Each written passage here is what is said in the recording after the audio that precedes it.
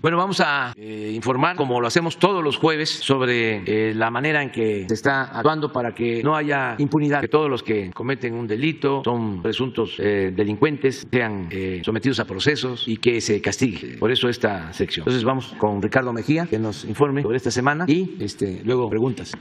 Muy buenos días a todas y a todos. Vamos a presentar el informe Cero Impunidad, no hay crimen sin castigo, que es un esfuerzo del Gobierno de México a través de las Secretarías de la Defensa, de la Marina, de Seguridad Pública, de la Guardia Nacional y del Centro Nacional de Inteligencia, en coordinación con las 32 Secretarías de Seguridad Pública de las entidades federativas, las Fiscalías locales y la Fiscalía General de la República. Iniciamos informando que esta semana hubo 8,426 personas detenidas por las diferentes instituciones de seguridad pública, de los cuales, una vez ya analizada la información y los elementos de las infracciones legales, se presentaron 8,158 ante el Ministerio Público del Fuero Común y Federal. Siguiente. Informamos de la extradición de Nazario C., alias Big Papa, que atendiendo un requerimiento de los Estados Unidos y a través del Tratado de Extradición, se extraditó por los probables delitos de asociación delictuosa, delincuencia organizada, lavado de dinero y portación o posesión de armas de fuego. Él fue detenido en 2017 en la Ciudad de México y ya fue extraditado el pasado día 26 de septiembre. Siguiente. Informamos también de una detención muy relevante de Alfredo N., alias El Alemán, presunto líder del grupo delictivo de los alemanes, afín al Cártel del Golfo, que tiene presencia fundamentalmente en el estado de San Luis Potosí. Esto se dio tras cumplimentar un cateo en un domicilio ubicado en el municipio de García, Nuevo León, y se le logró detener, presentar ante el Ministerio Público y con posterioridad a un juez de control. Siguiente. Como antecedentes, mencionar que había sido detenido previamente su hijo Adrián N., y en represalia a esta actuación de la policía de Soledad, que fue el pasado 24 de junio, en represalia aparecieron mensajes con amenazas inclusive en contra del gobernador de San Luis, Ricardo Gallardo, y fue asesinado un elemento de la Policía Municipal de Soledad de Graciano Sánchez. Siguiente. Ya fue presentado ante el juez de control Pedro Gerardo Álvarez del Castillo en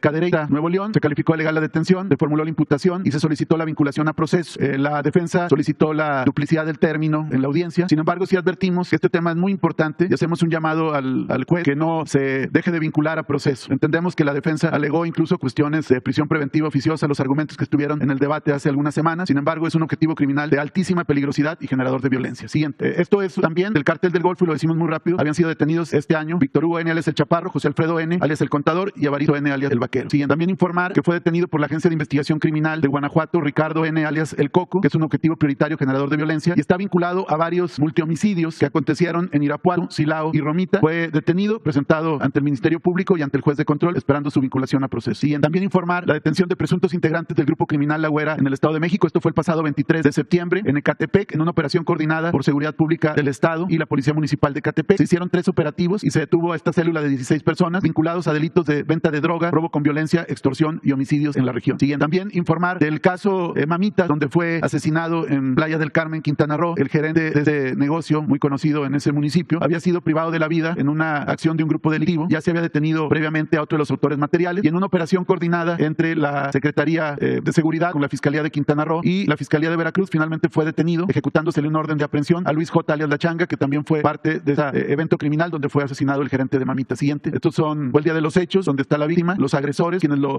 meten a un baño y ahí lo ejecutan, y ya están detenidos 2 de los autores materiales y se continúa en la búsqueda de los demás miembros de esta célula delictiva. Siguiente. También informar con relación al caso de Octavio Ocaña en el Estado de México. El pasado 20 de septiembre, la Fiscalía de Justicia del Estado de México y el Grupo Antihomicidios de la Secretaría de Seguridad y Protección Ciudadana, mediante una acción conjunta, lograron la detención de Leopoldo N., quien se desempeñaba como elemento de la Policía Municipal de Cuautitlán Izcalli y quien era investigado por su vinculación a los hechos que ocasionaron la muerte de Octavio Ocaña. Ya fue vinculado a proceso Leopoldo N. por los delitos de homicidio culposo y abuso de autoridad. Y también informar la detención de una presunta banda de secuestradores y extorsionadores en el Estado de México. Este fue un operativo coordinado por la Fiscalía del Estado de México, el Grupo Antihomicidios y el grupo de la CONACE, Coordinación Nacional Antisecuestro. Fueron detenidas 9 personas dedicadas al secuestro, extorsión y homicidio en Toluca mediante las órdenes de cateo en 4 domicilios donde pernoctaban. Ya se presentaron para su vinculación a proceso penal. Siguiente. También informar con relación al caso de la mina El Pinabere en Sabina, Coahuila, donde se generaron el evento donde fueron atrapados en una inundación 10 trabajadores mineros en el municipio de Sabinas. Informar que se ejecutó una orden de aprehensión en contra de Cristian Ede como probable responsable de delitos vinculados a la Ley de Bienes Nacionales. Está pendiente de ejecutar otras 2 órdenes de aprehensión en contra de Arnulfo G. y Luis G., propietarios de la compañía minera El Pinabere. Para esta situación se está en coordinación con la Fiscalía General de la República para aportar mayores elementos que permitan no solo la detención de esos 2 sujetos que tienen orden de aprehensión, sino, como lo instruyó el presidente de la República, ir en este caso hasta las últimas consecuencias. Y también informar de la detención de presunto líder de organización social armada y generador de violencia en Guerrero. Es el caso que aquí se refirió hace unos días, donde se detuvo a José Manuel N., alias El Charo. Esto fue en el municipio de Florencio Villarreal, Cruz Grande, Guerrero. Este individuo fue detenido con otro más por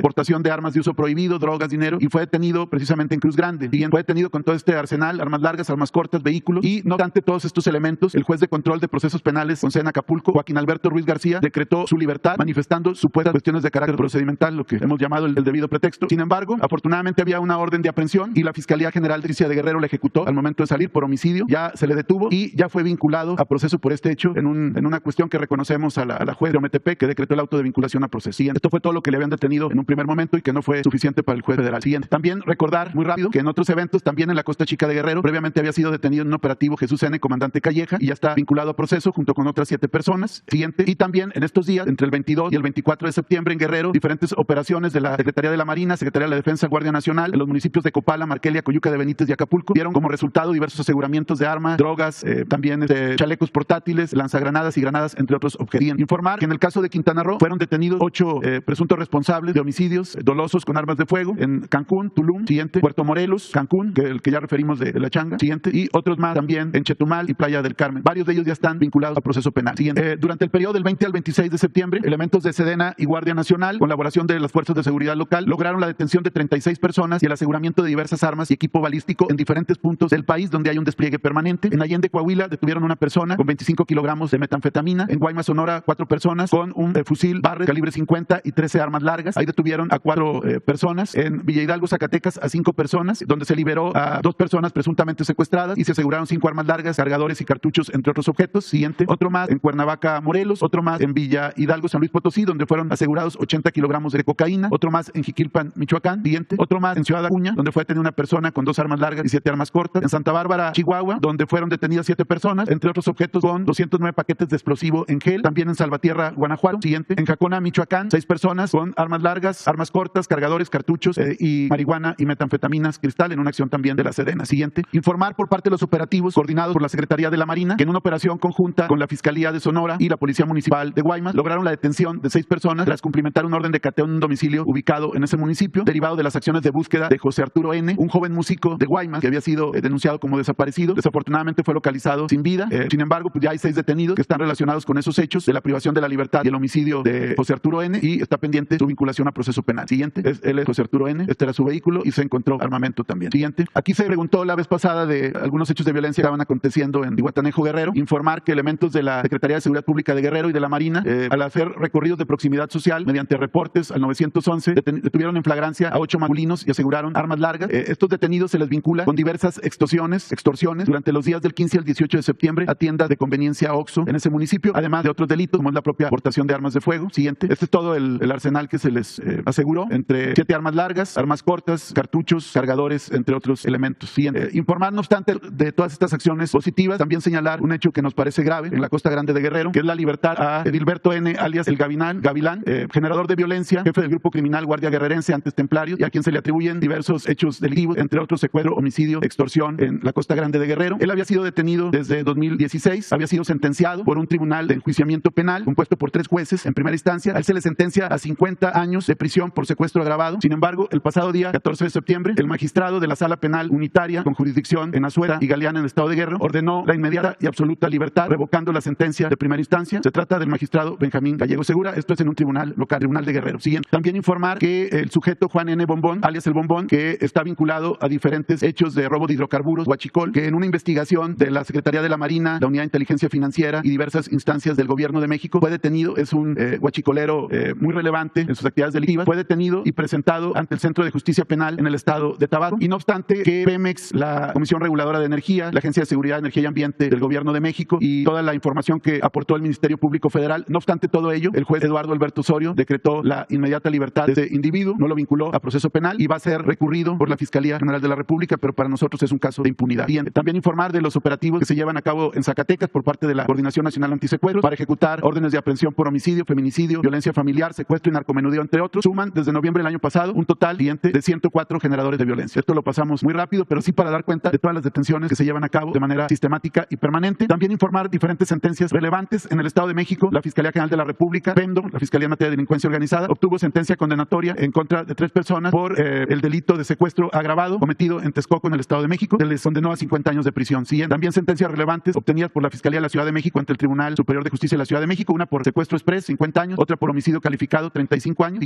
y otras más también del Estado de México, una por secuestro, por 62 años en contra de 3 imputados, otra en Teotihuacán por 50 años también por secuestro. helicóptero. Siguiente. En el caso de la información que cada semana se presenta en el combate y persecución del feminicidio, que es un tema instruido directamente por el presidente, hay 17 detenidos en el periodo del 23 al 28 de septiembre, 5 de ellos sentenciados, un sentenciado en Sinaloa, 3 sentenciados en Morelos, 2 detenidos en Michoacán, 2 más en Baja California Sur, 2 en Jalisco, entre ellos un sentenciado, 2 en Tabasco, siguiente, 1 en Quintana Roo, 2 en la Ciudad de México y 2 en el Estado de México. Siguiente. Con relación al caso de Devani Susana Escobar Basaldúa, ocurrido en el municipio de Escobedo, Nuevo León, informar que, como aquí se refirió en días pasados, la Fiscalía General de la República ejercitó la facultad de atracción de la carpeta de investigación por feminicidio que estaba desarrollando la Fiscalía General de Justicia de Nuevo León. La Fiscalía General de Nuevo León se allanó a esa facultad de atracción, por lo cual ya el asunto está en manos de la Fiscalía General de la República. Se está en proceso de remisión de todos los archivos que integran la carpeta y todas las documentales y indicios y pruebas para que la Fiscalía General de la República llegue de caso. Desde luego, como nos lo ha instruido el presidente, vamos a estar coadyuvando todas las instancias del gobierno de México para contribuir a resolver este caso. Siguiente. Y por último, referir nuevamente el caso de los 13 periodistas asesinados en lo que va del presente año, que es un tema que reiteradamente el ciudadano presidente nos instruye que estemos dando seguimiento. No hay en esta semana alguna detención de estos eventos, sin embargo siguen avanzando los procesos penales, siguen avanzando las investigaciones y está por judicializarse en el caso de Tamaulipas, y los procesos penales, sobre todo en Baja California, que son los de principios de año, están ya por resolverse y llegar a buen puerto con sentencias cuando ya se resuelvan. ¿Sería cuánto?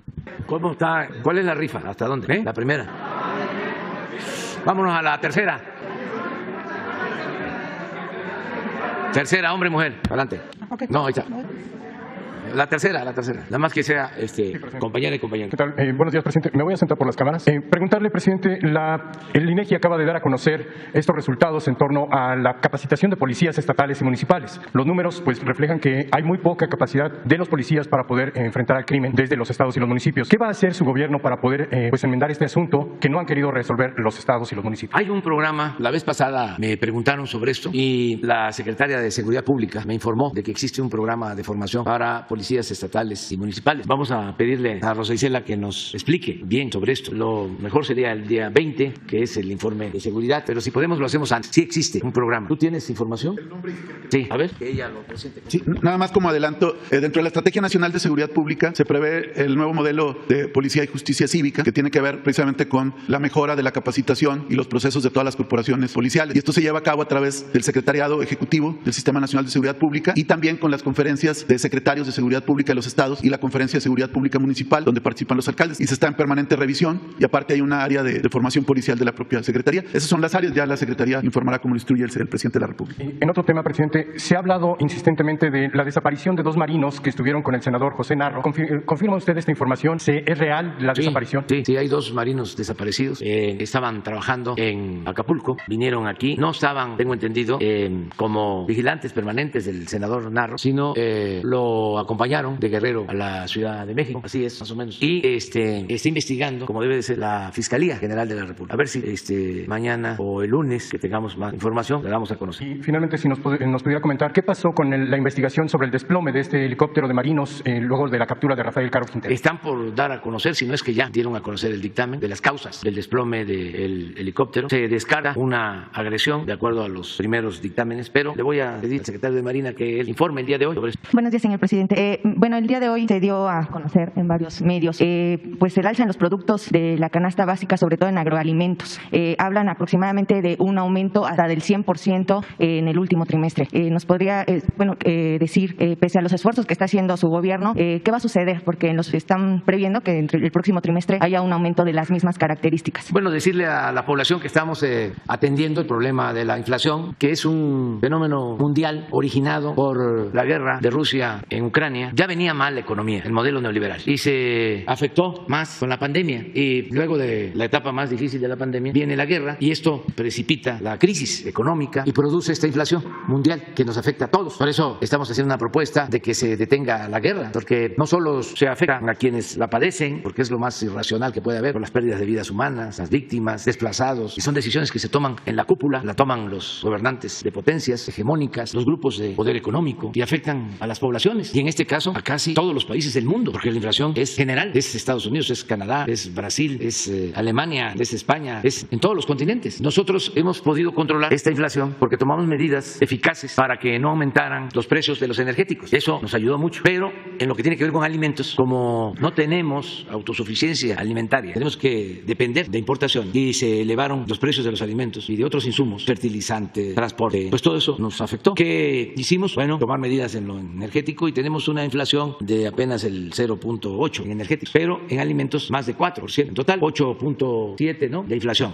También aprovecho para decirlo y a ver si ponemos la gráfica de la inflación, porque hay que informar cuando dices de que el 100%, pues no es así, afortunadamente. Bueno, eso es lo que los medios de comunicación están manejando. Los medios no, para los medios estamos al borde de un colapso económico, financiero y ya casi de una tragedia, pero no es así, afortunadamente. Y ya estamos tomando medidas. Me reuní con productores, distribuidores, con dueños de las tiendas que distribuyen los alimentos. Ya definimos una canasta básica que no va a aumentar, incluso vamos a procurar que haya disminución de precios. Se va a presentar este plan el lunes próximo. Les decía yo la vez pasada que fue muy grato el que cuando les hice el planteamiento a este grupo de empresarios, industriales, comerciantes, su respuesta fue muy positiva y creo que con esta medida vamos a lograr detener el incremento inflacionario. Desde luego, los técnicos están aplicando la fórmula de siempre, que significa aumentar las tasas de interés. En el caso de Estados Unidos están aumentando constantemente y en todo el mundo aumentan las tasas para frenar el crecimiento económico, para detener la economía. Pero eso no es suficiente, ni es lo mejor. Esa es la fórmula que aplican siempre, de manera ortodoxa. Es como cuando un carro se calienta, esa es la inflación. Y entonces para que no se caliente, se apaga.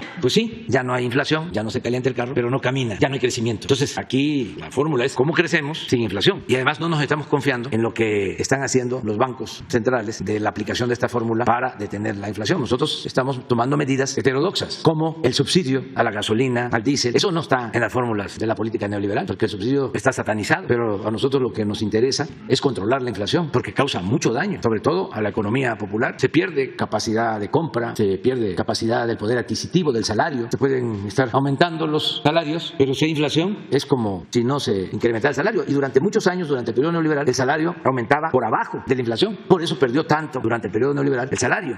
Perdió mucho de su poder de compra y por eso los salarios en México llegaron a ser los salarios más bajos del mundo o de los salarios más bajos del mundo. Nosotros hemos hecho un esfuerzo de estar aumentando los salarios como en el 65%, el salario mínimo en términos reales. Sin embargo, aunque ha aumentado la capacidad adquisitiva de la gente, que alcanza para más, como últimamente está aumentando el precio de la tortilla y de otros básicos, pues aún con el aumento del 65, del 67% del salario, sí hay una disminución. Entonces, no queremos que esto siga sucediendo. Tengo una atención especial, estoy dando un seguimiento especial a este asunto. Si me preguntan qué le preocupa en estos días, mi preocupación principal, la número uno, en lo económico, la inflación. Y por eso se está actuando. No sé si tengan los datos. Bueno, pero ya estamos trabajando y el lunes se presenta este plan y yo estoy seguro de que vamos a poder frenar el aumento en los precios. Y otra, más bien, esta es respecto a una nota publicada por el Sindicato Único de Trabajadores de Nacional Financiera, donde, la publicaron el día 12 de septiembre y solicitan o hacen un exhorto a la Secretaría de Hacienda y Crédito Público a implementar nuevos criterios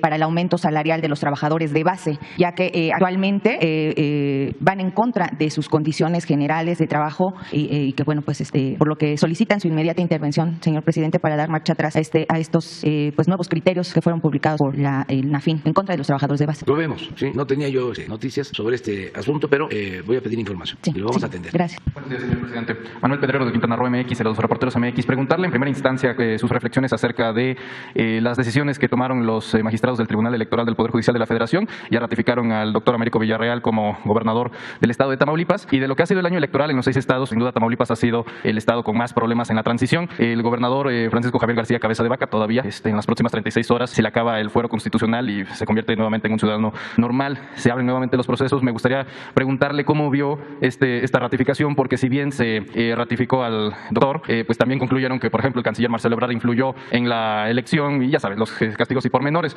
Preguntarle cómo considera que el gobierno federal, en el momento de que tome protesta el doctor, pueda coordinarse esfuerzos y llevar una transición adecuada, y preguntarle qué opina de estos videos que ha sacado el gobernador panista Cabeza de Vaca aludiendo a una persecución política a sabiendas de que eventualmente podría llegar el proceso que se había pausado. Bueno, primero decir que estoy satisfecho con la resolución del tribunal porque no convenía un conflicto postelectoral y creo que se tardaron los magistrados, pero al final siento que resolvieron bien y aguantaron presiones porque evidentemente habían muchos intereses de por medio. Acuérdense que sacaron documentos, hasta de la Embajada de Estados Unidos, hubieron campañas de desprestigio en contra de Américo Villarreal, y al final pues se resuelve que no hay elementos, que no hay pruebas y que se respeta la voluntad del pueblo de Tamaulipas. Eso es bueno. Yo creo que se avanzó en el terreno democrático, se debe fundamentalmente al pueblo de Tamaulipas. No voy a dejar de reconocer que aún en un ambiente de intimidación, de violencia, salieron a votar y ahí estuvieron haciendo filas, y fue el estado con mayor participación ciudadana en las elecciones de gobernador. Eso fue decisivo, porque cuando la gente no sale y no hay mucha participación, con los votos que compran, con eso les alcanza para imponerse y hacer fraude.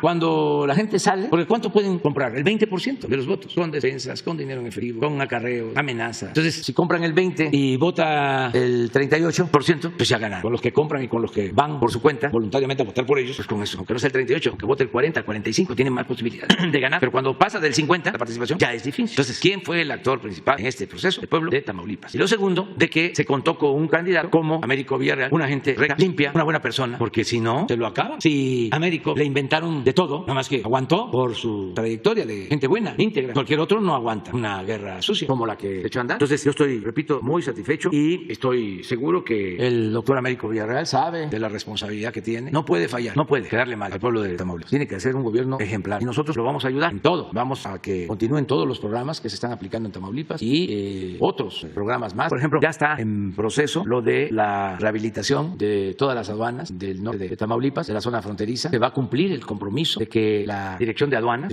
tenga como sede Nuevo Laredo. Se va a construir un complejo aduanero de seguridad pública en Nuevo Laredo. Se va a apoyar a todas las ciudades fronterizas, desde luego también la capital, Victoria, Tampico, Madero, Altamira, la zona del Mante, que siempre ha quedado marginada, los límites de Tamaulipas con San Luis. En fin, estoy muy satisfecho. Acerca de la situación del gobernador que sale, pues eso corresponde a las autoridades. Eso tiene que ver con la fiscalía o con las instancias donde puedan haber denuncias. Nosotros no perseguimos a nadie. No es mi fuerte la venganza. Y además considero que esas prácticas restan autoridad moral, autoridad política. Que la autoridad competente actúe, que siempre sea de conformidad con la ley, que no se fabriquen delitos, que se actúe con rectitud, con la verdad, siempre. Y eso es lo que puedo yo comentar sobre este caso. Pero sí me da mucho gusto que no hubo conflicto postelectoral y que se reconoció el voto de los ciudadanos de Tamaulipas. Y creo que Tamaulipas y su pueblo merecen un mejor destino. Y es una etapa nueva que se va a inaugurar. Por eso, insisto, es bastante la responsabilidad del doctor. Nada más que, así como es un hombre prudente, también es un hombre con fortalezas, con arrojo y sobre todo un hombre con buenas intenciones. Y yo deseo que sea un buen gobernante. Gracias, presidente. En otro tema, el día de ayer la presidencia, el titular de la presidencia de la mesa directiva de la Cámara de Diputados, Santiago Krill Miranda, le solicita, esto lo dijo en una rueda de prensa, le solicita a usted una audiencia de 60 minutos, una hora para poder conversar con usted.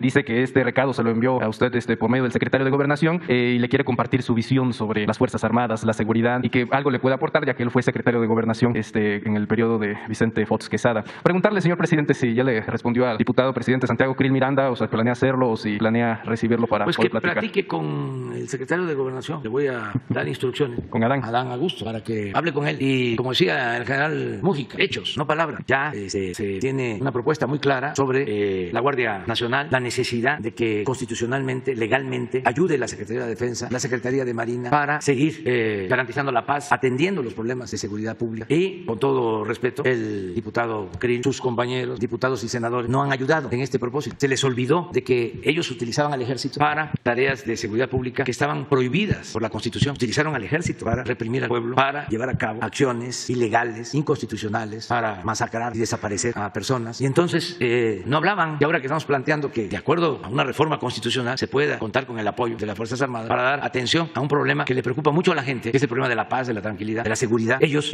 actúan de manera facciosa, incluso hasta irracional, contradictoria. Uno de los estados con más homicidios, Guanajuato. ¿Cómo se va a quedar Guanajuato sin el apoyo del ejército, de la Marina? ¿Cómo están ellos planteando eso? Si llevan 20, 30 años gobernando el estado y es donde hay más homicidios, todo por la politiquería y por los intereses que defienden, intereses de minorías, intereses de corruptos. ¿Por qué no hacer a un lado esas diferencias que tenemos y que las vamos a seguir teniendo? Porque no podemos pensar igual. Así es la democracia. Tiene que haber pluralidad, no puede haber pensamiento único. Bueno, sí, pero hay cuestiones en las que no se puede hacer politiquería. ¿Cómo utilizar el asunto de la seguridad pública con propósitos politiqueros, electorales? De veras que están mostrando el cobre. Y sí, que hable con Adán y ahí está la Secretaría de Gobernación.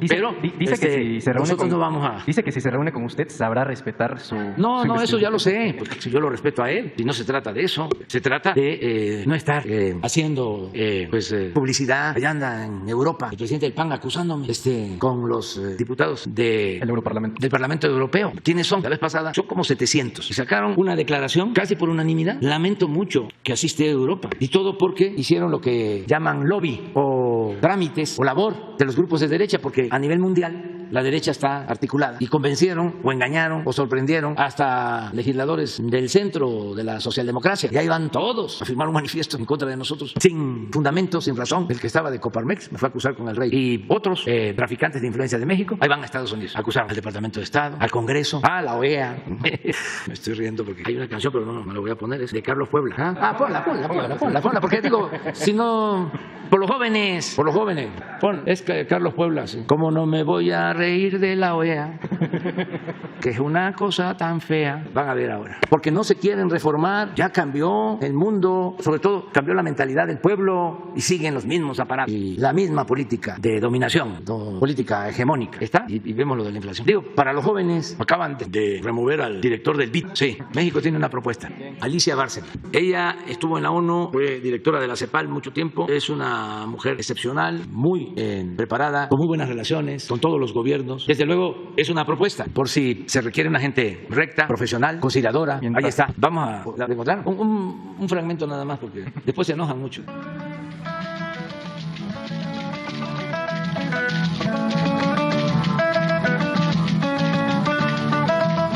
Pregunto yo en mi canción al que grita y patalea, caballero de la OEA, ¿qué pasó con su reunión?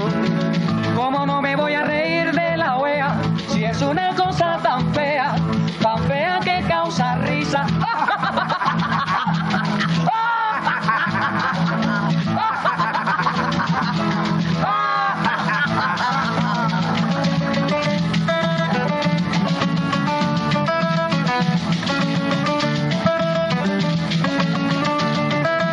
Yo estoy acá en mi rincón preguntándome hace rato, ¿cómo es posible que al gato le meta miedo el ratón? ¿Cómo no me voy a reír de la OEA si es una cosa tan fea que causa risa?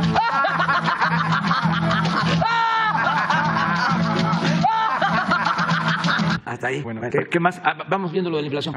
Mire, este es el efecto. Y pues no es culpa de los países, no es algo de crisis interna, el efecto que tiene mundial. Chile, Colombia, ni España, no es nada más América Latina, ni Brasil, México, Estados Unidos. Aquí estaba arriba. Ellos tomaron la decisión que nosotros tomamos de subsidio a los combustibles, pero además tienen mayor producción de alimentos y les impara menos. Y Alemania es un fenómeno, por tu pregunta, mundial. Yo estoy seguro que vamos a poder. O sea, que ya tocó techo y que va a bajar. Esa es nuestra apuesta y nos va a ayudar mucho este plan. El lunes van a estar con nosotros los principales distribuidores de alimentos, los principales productores de alimentos, van a estar los distribuidores, los industriales. Es un acuerdo que estamos tomando entre todos, porque, insisto, la parte energética pues se tiene bajo control, porque no van a aumentar los precios de las gasolinas, ni del diésel, ni de la luz. El asunto lo tenemos en alimentos y ahí es donde estamos hablando. Por eso lo del lunes. Finalmente, señor presidente, una pregunta sobre el caso Ayotzinapa. Ayer una jueza federal otorgó una suspensión definitiva al extitular de la Procuraduría General de la República, Jesús Murillo Caram, medida cautelar que ordena un juez de control que una vez que se cierre la etapa intermedia, se suspende el procedimiento por el caso Ayotzinapa. Esto en torno a los delitos de tortura y lo que ya conocemos dentro de la opinión pública. Preguntarle, porque pues se trata de un personaje de alto calibre, el personaje que llevó la investigación en primera instancia de los jóvenes estudiantes. Su opinión al respecto. Sería todo. Gracias. Bueno, pues que es un proceso legal, él tiene el derecho de defenderse, solo que la Fiscalía está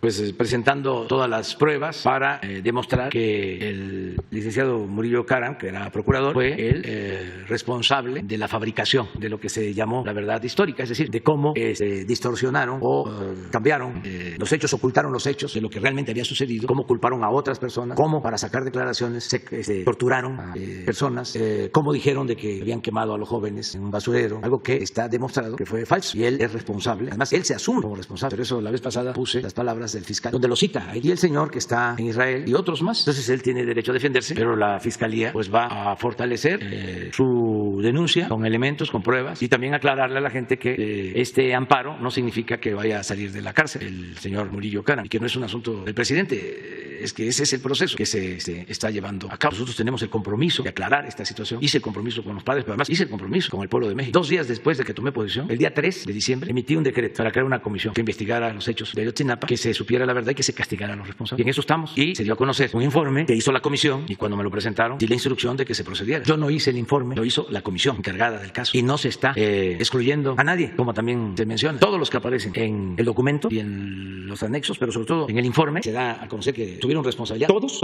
que van a ser requeridos por la Fiscalía. Si hay otros, pues también, siempre y cuando se tengan las pruebas, porque se va a actuar a partir del informe que presentó la comisión. Y en ese informe vienen los nombres de los presuntos responsables. Como en todo esto hay intereses, buscaron reventar la investigación, hablando de más personas. En el caso, por ejemplo, de los militares, responsabilizando a 20, cuando en la investigación son 5, claro, de alto grado. Los otros 15, no sé, pero me imagino que son soldados. Pero ¿por qué meten los 20 pensando que con eso se iba a generar una rebelión en el ejército? Si eran más y íbamos a tener que dar marcha atrás, ¿no? Para no tocar a nadie. No. Cero corrupción, cero impunidad. No. Están trabajando de manera conjunta, pero yo me apego al decreto donde se constituye la comisión y se nombra al subsecretario de Gobernación, Alejandro Encinas, al que le tengo toda la confianza.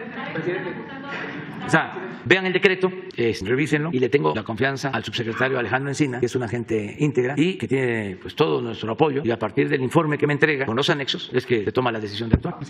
No, eso también es parte pues de los rumores que difunden en las Fuerzas Armadas. Están muy conscientes de que no se puede encubrir a quien comete un delito, porque eso, en vez de fortalecer a esa institución, la debilita. Y es una institución fundamental. Por eso hicieron mal al no actuar cuando sucedieron los hechos, a lo mejor pensando que se afectaba a las Fuerzas Armadas. No, las Fuerzas Armadas no tienen que ver con la actitud irresponsable de 1, 2, 3, 5, 10 miembros del ejército o servidores públicos. Se afecta a las instituciones si se encubre, si no se dice la verdad. Entonces sí, se presta al golpeteo a la institución y se aprovechan todos, hasta los extranjeros que quisieran que tuviésemos Fuerzas Armadas socavadas, debilitadas, para que los del gobierno mundial, con sus corporaciones mundiales, decidieran en nuestro país. Nada más que se les olvida que México es un país independiente y soberano y que no queremos injerencias de nadie, de ningún gobierno extranjero. Entonces, así son las cosas. Claro, decía, hay muchos intereses de por medio. Pues estos que estoy planteando, incluso hasta los defensores o supuestos defensores de derechos humanos, que se convierten en administradores del conflicto. Es un asunto de fondo. Yo no quiero que haya defensores de derechos humanos. Yo lo que quiero es que no se violen los derechos humanos. ¿Y quién era el violador principal de los derechos humanos? El Estado. Y el mismo Estado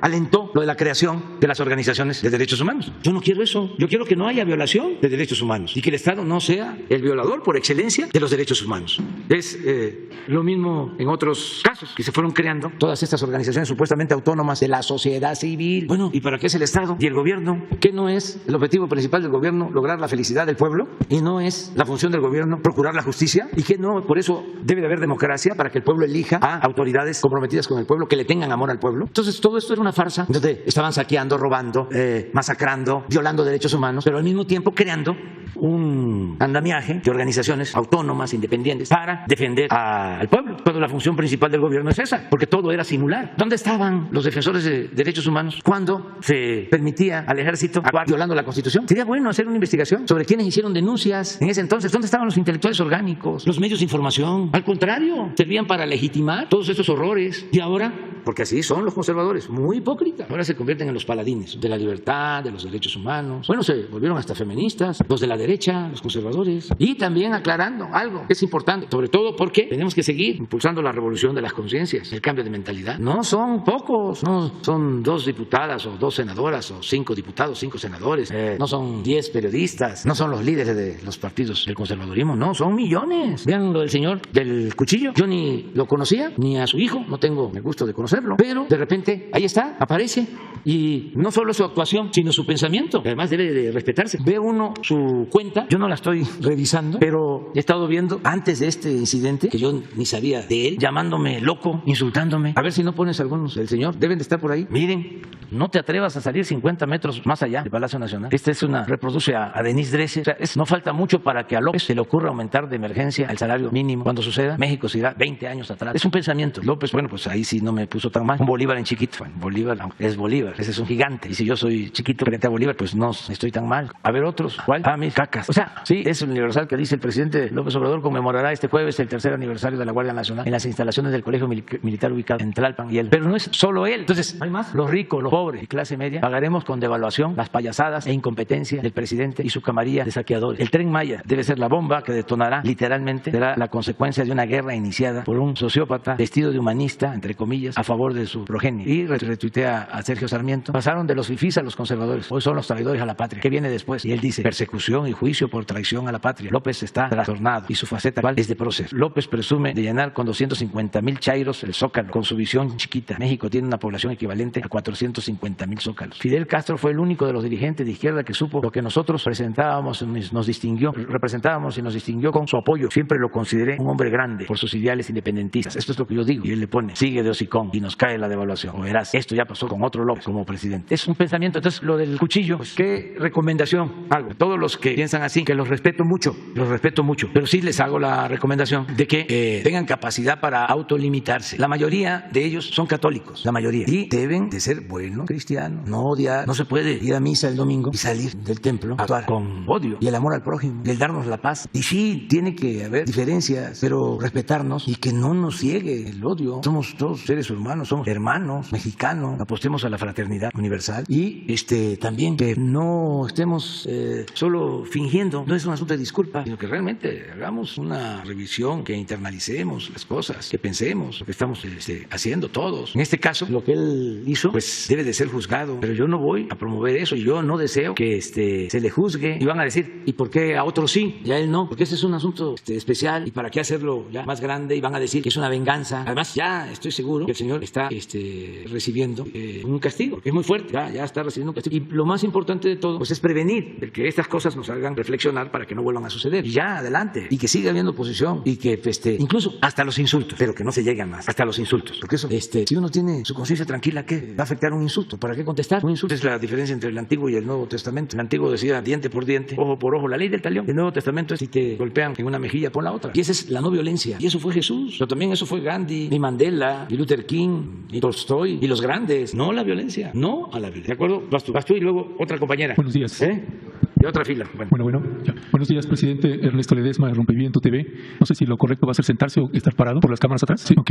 Bueno, presidente, dando seguimiento precisamente al caso Ayotzinapa, lo que ha estado sucediendo con la Secretaría de la Defensa Nacional y el subsecretario Alejandro Encinas. Hay varios elementos que quisiera colocar con usted para ver si usted puede darme una razón de esto. Uno, esta renuncia del fiscal especial Omar Gómez Trejo, en el que se señala, pues llegó el fiscal Alejandro Hertz Manero, le tomó prácticamente esa fiscalía. Él fue desplazado cuando fue el caso de Murillo Karam y es parte de la inconformidad del fiscal. ¿Y por qué se permitió eso? He tenido algunas entrevistas con el abogado de los padres y madres de los normalistas, el abogado Vidulfo Rosales. De hecho, la última fue el día de ayer en la noche. Y él decía que los padres y madres pues sentían una regresión en el caso. Él señalaba esta comisión que creó el presidente, había estado avanzando, había muy buenas señales hasta que llegaron al ejército. Cuando se llega y se toca al ejército, ahí entonces empieza toda una represión, una campaña mediática importante. Por ejemplo, se permitió, el secretario Luis Crescencio Sandoval permitió que un periodista como Jorge Fernández Menéndez entrara al campo militar número 1 y entrevistara al general que está en proceso, José Rodríguez Pérez. Algo inusual, ningún periodista tenemos ese tipo de accesos, pero el secretario de la Defensa Nacional permitió que se hiciera esta entrevista a modo, donde se termina victimizando ahora a este general y hay una campaña intensa. Se permitió también que los abogados de estos 4 militares procesados detenidos en el campo militar dieran una conferencia de prensa en el campo militar número 1 en la puerta 8. Los señalamientos van contra el subsecretario Alejandro Encinas. ¿Y por qué se está permitiendo desde su gobierno que la Secretaría de la Defensa Nacional se lance en una campaña contra el subsecretario Alejandro Encinas? Que yo comparto la visión de usted, que es un hombre que ha hecho un trabajo muy pesado y es un tipo con una integridad probada y de pronto está sometido a una presión muy fuerte. Pero ya no hablo de personas ajenas, sino al interior de su gobierno, y no hablo de una instancia menor, sino hablo del secretario de la Defensa Nacional, hablo de la Sedena. Y decía el abogado Vidulfo Rosales, dice, ¿por qué la institución es la que los está defendiendo? Si el ejército es pueblo uniformado y son civiles, decía Vidulfo Rosales, si el presidente ha dicho no es es la institución, son militares en lo individual,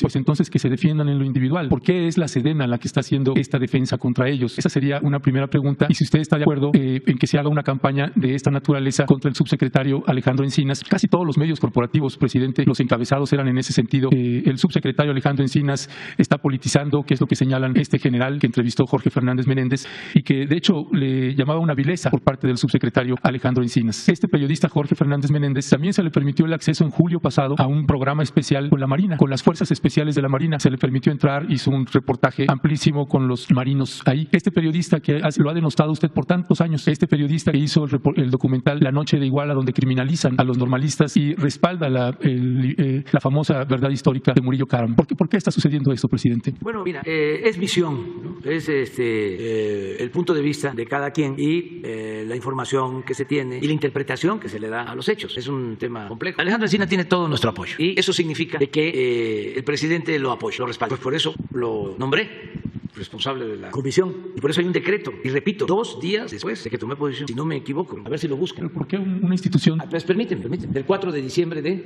Sí, 3-4 días después, porque es un compromiso. Entonces, ¿qué es lo que sucede? Yo le estoy pidiendo a Alejandro, porque sé de que hay muchos intereses de por medio. Cuentan, es así, que se hizo un llamado pacto de silencio y nos costó muchísimo llegar a las conclusiones que tiene el informe. Muchísimo y vieron hasta asesinatos que pueden estar o no vinculados al asunto. Entonces, cuando Alejandro me presenta el informe, los anexos, digo, ya, este es el momento, porque sé lo que implica. Entonces, viene en el informe una lista de responsables. Acordamos con la Fiscalía y con el Poder Judicial que esto iba a requerir de la colaboración de las 3 instituciones, independientemente de la independencia de cada institución, pero que era un asunto tan importante en el que teníamos que ayudarnos mutuamente. Entonces, cuando se tiene el informe, se le plantea al fiscal, aquí está el informe, y queremos que se actúe, pero que se actúe ya, porque si el informe se filtra, como suele pasar, y pasa el tiempo, se van a escapar todos, no va a haber justicia. Sí me estás escuchando, ¿verdad? Perfectamente. Bueno, entonces, en muy poco tiempo se actúa a partir del informe. Cuando esto llega a la Fiscalía, ese informe llega a la Fiscalía, como ahí hay interpretaciones distintas, tratan, esa es mi interpretación, de dinamitar el proceso, porque estaba de por medio de tener al procurador y estaba de por medio de tener a militares. Entonces, el reclamo del fiscal que sale es que no fue tomado en cuenta. Él trabajaba de común acuerdo con Alejandro Encinas. Yo daba por hecho de que habían participado todos, ¿sí? Entonces, no les gustó que se actuara así, ni les gustó el informe al fiscal que estaba. Por eso planteó lo de su renuncia.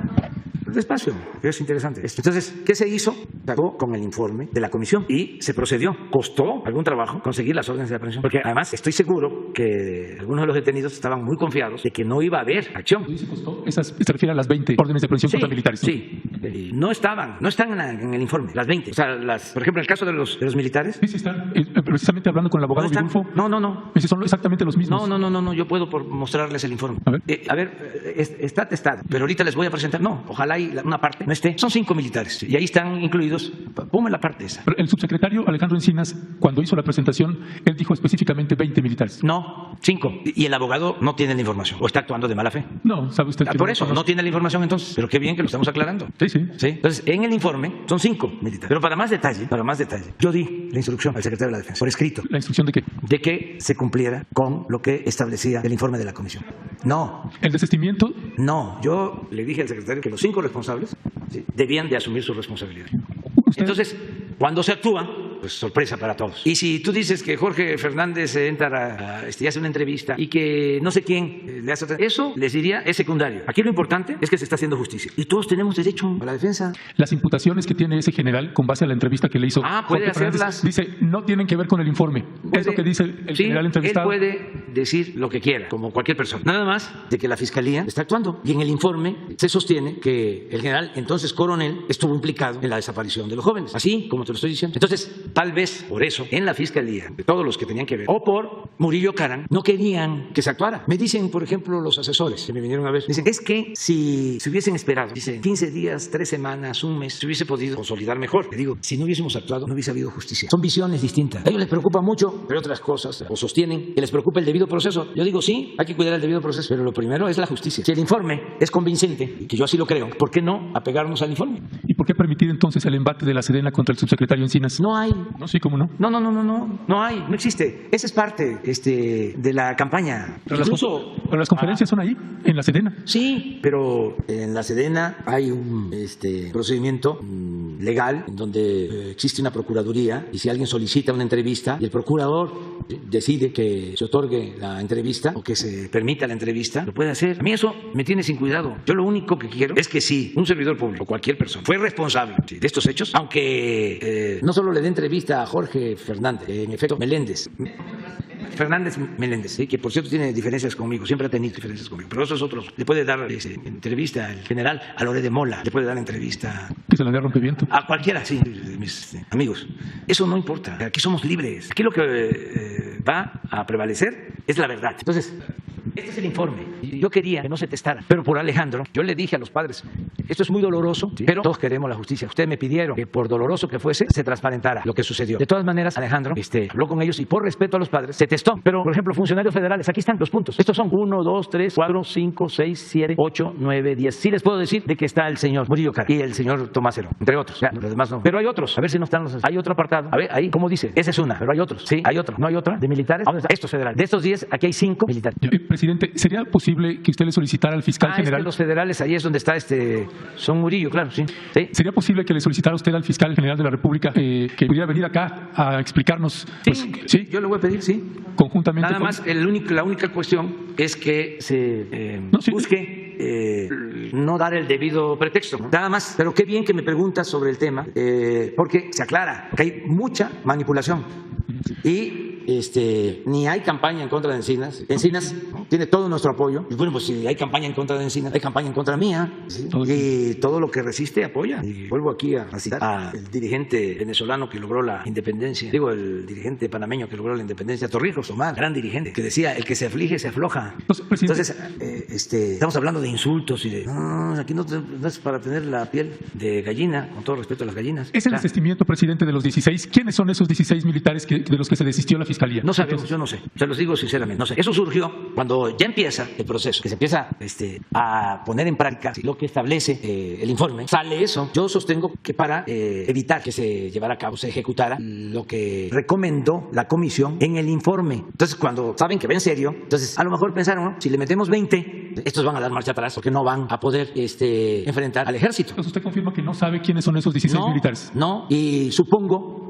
que son soldados, porque lo que se debe de tomar en cuenta aquí es que el coronel era el comandante del batallón de Iguala. Entonces no se está protegiendo a nadie. Yo siento que hubo una actuación ahí perversa, buscando, como la hay ahora. Ahora resulta que los que defendían la llamada verdad histórica ya cambiaron de parecer. Pero aquí lo importante es la verdad, en todo. Yo lamento incluso, claro que lo primero es lo que duele un crimen de esta magnitud, ¿no? Sobre todo lo que le duele a los padres y a todos, el daño que hace. Eso es lo primero. Pero también lamento cómo meter a las instituciones en un conflicto de esta naturaleza. ¿Por qué debilitar al Estado? ¿Por qué debilitar a una institución como la Secretaría de la Defensa? ¿Qué no se pudo al día siguiente, a los 2 días, a la semana, una vez que se tenía toda la información? Es decir, ¿fue así? ¿Por qué engañar? ¿Por qué inventar? Pues la única explicación es que dijeron, no podemos meter aquí a elementos del ejército porque ha de por medio de la institución. Y usaron eso. Y lo otro también, la impunidad. El pensar, no va a pasar nada. ¿Qué va a suceder? ¿Quién va a reclamar por estos jóvenes revoltosos? Por el clasismo. Volvemos a lo mismo. El desprecio. Sí, a los jóvenes que se les da el apoyo para que trabajen como aprendices, les llaman flojos. O sea, ¿qué hicieron con los jóvenes? En general, no solo con los jóvenes estudiantes. Llamarlos ninis, discriminarlos, porque ese es el pensamiento conservador. Está hasta el tuétano. Entonces, imaginaron, no va a pasar nada. Cuando fue creciendo el problema, ahora, ¿cómo lo hacemos? No, pues vamos a fabricar un delito, toda una historia, y tú vas a hacerte responsable y vas a declarar y tortura, una serie de barbaridades, y luego decir fueron quemados y ya, se cerró el expediente. Claro, todos. El mismo procurador. Lo ascendió el general Cienfuegos. Sí, siempre hay. No, pues sí. Sí, cada año hay promoción. Ese es otro asunto. Ese es lo mismo de la entrevista de Jorge Fernández. No. Esos, los que están detenidos, tienen derecho a la defensa y pueden hablar, todos. Porque también están diciendo, bueno, ¿y por qué no? Hasta mi amigo Pigmenio. ¿Y por qué no Peña, que acompaña a Murillo? Pues que Murillo hable, que diga si le dieron instrucciones. Porque en el documento no aparece como responsable Peña, aparece Murillo. Lo que decía el informe del GIEI con respecto del actuar del general Cienfuegos hace un tiempo, y cuando llegamos a entrevistar a algunos de sus integrantes, era que eso que impidió la Sedena cuando estaba el general Cienfuegos de que accedieran al cuartel general del 27º Batallón de Infantería fue clave en el ocultamiento, y ahí quien mandaba era el general Cienfuegos, y a ese pareciera que no se puede hablar de él. Sí, pero si a esas vamos, pues es lo mismo de ahora. Yo di la orden porque yo soy el responsable. No es un asunto del general Cienfuegos, es un asunto de una autoridad civil. ¿Quién es el comandante supremo de las Fuerzas Armadas? No, eso mínimo fue un error, porque ¿cómo es posible que se quiera ocultar una realidad? O sea, la verdad, ¿por qué? Yo sostengo hasta mi familia. Si un familiar mío, pues un hijo, comete un delito, que se castigue. ¿Por qué? Porque a mí me pusieron aquí, el pueblo, para hacer justicia, no para ser cómplice, no para ser encubridor, no para la corrupción o para proteger la corrupción o mantener la impunidad. Y sí, contrario a lo que dice el abogado, los soldados son pueblo uniformado. Sí, pero armado. ¿Lo qué? Sí, pero armado también. Sí, porque esa es su función. Sí, pero no es el estereotipo que tiene el abogado, con todo respeto. O sea, no es un ejército matón. ¿Sí? Es un ejército que surge de un movimiento revolucionario. Ya lo he dicho muchas veces. No es el ejército de otros países, que no los quiero mencionar por respeto. Y es un ejército que los errores que ha cometido se han originado por las órdenes que han recibido de autoridades civiles. Acabo de decir ahora de que el comandante supremo de las Fuerzas Armadas es el presidente. Hace poco, y el día 2 de octubre, no se olvida, Díaz Ordaz se responsabilizó. Y fue Díaz Ordaz y fue el ejército, pero fundamentalmente fue el Estado Mayor Presidencial. Esto está estudiado. Entonces, no es ese estereotipo, fue el ejército. No, participaron y se tiene que demostrar elementos del ejército, pero no querer socavar una institución. Pues eso es lo que hizo el embajador de Estados Unidos cuando Calderón. Es decir, el ejército mexicano no sirve. Por eso necesitamos apoyarnos en la Marina, y les permitieron a los agentes extranjeros meterse como en su casa en el país. Y yo no dudo, por ejemplo, o sea, no descarto el que la detención de Cienfuegos haya sido una venganza. Aquí hay muchas cosas. No es la política tan simplista. Pero lo increíble es que no haya investigación contra Cienfuegos, ¿no? Ciencia. Lo increíble es que no haya una investigación contra el general Cienfuegos, ¿no? Pues porque nadie la ha presentado. ¿Y la presidencia no lo va a hacer? No. Sobre el caso Ayotzinapa, ¿no? No tenemos elementos, no. Ahí está la comisión. Para eso se creó la comisión. Y ahí está el informe. Y yo deseo con toda mi alma el que se pueda dar a conocer sin testar todo el informe y los anexos, porque eso ayuda mucho. Eso los molesta, como tú dices, a los de dentro, pero también a los de afuera. Les molesta mucho, porque hay quienes viven de la administración del conflicto, y entre más incertidumbre existe, entre menos información hay, mejor, porque eso da pie a conjeturas de todo tipo y a inventar cosas. ¿Por qué les molesta tanto a la mañanera? Porque aquí es así, es mensajes de ida y vuelta, es un diálogo circular. Si no existiera la mañanera, pues ¿cuáles serían las opiniones? ¿Cómo era antes? Habría que sentarse a ver el noticiero, a ver qué nos quieren decir en esas fábricas de mentiras, a ver cómo nos van a manipular ahora. ¿Quién es el bueno? ¿Quién es el malo? ¿Qué callamos? ¿Qué decimos? ¿Cómo lo decimos? Bueno, pues hasta montajes en televisión. Así era. Ahora afortunadamente están las redes sociales, benditas redes sociales, aún con toda la manipulación que hay, el dinero. Por eso los de Twitter y las otras plataformas no son transparentes, porque les cae muchísimo dinero para manejar robots. Ahí está, cuando uno publica algo, ahí aparece. Si quieres publicidad, te vendo. Si yo le pusiera un poquito ahí a mi cuenta, se va hasta el cielo. Gracias, presidente. Bueno, pero ya nada más vamos a terminar con algo. Déjenme, pues, porque estuvo bien este diálogo. Ayuda mucho a aclarar, y vamos a seguir. Déjenme nada más, dicen que ando pasando aceite. Cuando uno está malo ya, de una enfermedad ya delicada, y a veces hasta termina, dicen ya, allá en mi tierra, decía un amigo, dice, no, ya apesta veladora. Y hace poco decían que ya andaba yo pasando aceite, aunque en el grito me vieron muy desmejorado, y me preguntó, ¿te sientes bien? Digo, sí, estoy bien. Pero no ando pasando aceite, ando tirando aceite. Les ofrezco disculpas porque voy a tirar aceite. Les voy a mostrar la encuesta de hoy, la que hacen semanal. No le llego todavía a Modi, pero miren cómo están. Que esto es un orgullo. Me da mucho gusto, pero por el pueblo de México. Fíjense qué pueblo. Con toda una campaña en contra, como nunca, en los medios convencionales, con honrosas excepciones. Pero miren, Modi está hasta arriba, 77 de aceptación, 19 en contra y 4 indecisos. Pero seguimos nosotros, 70 de aceptación, 24 en contra, 6 indecisos. Luego Australia, 58, 29. Este es el positivo, negativo, ¿no? De todo. El balance hasta aquí es positivo. O sea que es 1, 2, 3, 4, 5, 6, 6. Aquí es negativo, para abajo. Y no es fácil ahora para los gobernantes. Una de las cosas que afecta mucho, por ejemplo, a los gobernantes europeos es la inflación y la falta de gas por el conflicto con Rusia, Ucrania. Y precisamente por eso, mira, el canciller alemán, es eso que estoy comentando. Porque además está la incertidumbre por el invierno, y ellos tenían un contrato con Rusia de abasto de gas y tenían plantas nucleares de generación de energía, y tomaron la decisión de cerrarlas y se quedaron básicamente con el abasto de gas de Rusia. Entonces viene el conflicto, cierran la llave del gasoducto y están regresando al carbón y tienen problemas. Nosotros, ahora que estuvo el presidente de Alemania, le planteamos que no por cuestiones comerciales, sino para apoyar, como lo hacemos con todos, podríamos enviar gas. Tenemos gas. ¿Mande? ¿Cuánto por ciento del que necesita Alemania tendría de México? Pues como un 30%, sí. Nada más llevaría tiempo porque necesitamos la construcción de 2 plantas de licuefacción para congelar el gas y mandar. Hay ahora ya una tecnología que tiene una empresa estadounidense, Fortress, con la que tenemos ya un acuerdo, en donde son barcos, no hace falta construir la planta en tierra. Y en el mismo barco, sí, el gas se congela y se lleva y allá se regasifica en el puerto donde hay el ducto. O sea, ya se ha avanzado en eso. De todas maneras, pues ellos tendrían que hacer el acuerdo con esta empresa estadounidense. Pero nosotros sí tenemos disponibilidad de gas, porque hay contratos de gas para la Comisión Federal de Electricidad, tenemos gas excedente y tenemos gas que se está extrayendo de los nuevos campos petroleros que estamos explotando. Entonces sí podríamos ayudar, nada más pues es cosa de que ellos lo decidan, como ayudamos ahora. Desde ayer enviamos un grupo de técnicos y de trabajadores electricistas a Cuba porque se quedaron sin energía eléctrica. Entonces tenemos que llevar a la práctica la fraternidad universal, ayudarnos mutuamente. Bueno, ahora sí, a desayunar. Adiós, adiós.